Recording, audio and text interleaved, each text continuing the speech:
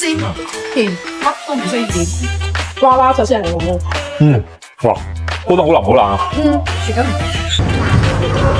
好濃好鮮，同埋咧佢呢啲貝咧係好肥美好鮮嘅，超級大粒，唔係純貝有咁鮮嘅，係肯定係啲骨湯或者雞囊攞嚟煲出嚟熬高湯，再加埋菜，所以呢啖湯其實我覺得係 O K 嘅。呢度果然係一個街坊福利會，你有冇諗過你喺度食緊飯，前面有人喺度打緊籃球，後面有阿姐喺度唱緊戲操緊曲，哇！呢個氛圍真係哇！呢隻嘢精神啊！